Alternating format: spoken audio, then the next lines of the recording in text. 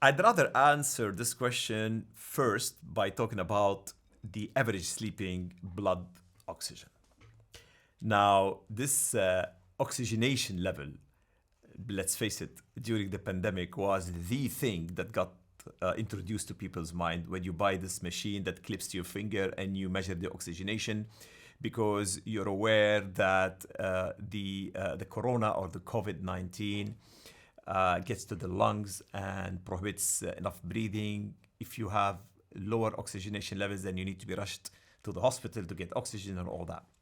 So, from that perspective, from that angle, those wearables that are available to us today, and maybe we don't use them as we should, is also to measure, not only the average oxygenation during the day, but also during the night.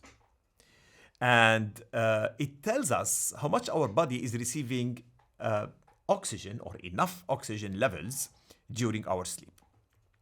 Um, these oxygenation levels are important to keep a healthy lifestyle, right? And choices in our life. So blood oxygen represents the percentage of oxygen your red blood cells carry from your lungs to the rest of the body during your sleep. Why it's important? Because in a previous episode, we talked about the importance of the non-REM sleep and REM sleep. And during the non-REM sleep, which is a very restorative type of sleep, especially in stages 3 and 4, our immune system is very much in need to restore all the cuts and wounds and illnesses and inflammations that are happening during the day. So our body is repairing itself. And for that, we need oxygen. So that is why it's very important to understand and read the percentage of oxygen being carried in our red blood cells during the sleep or sleep times from the lungs to the rest of the body. Now, if your body does not receive enough oxygen, yep, absolutely. And I can see that you agree with me by nodding your head here. If our body does not receive enough oxygen during the sleep, the body is less able to repair itself because the immune system doesn't have that tool handy.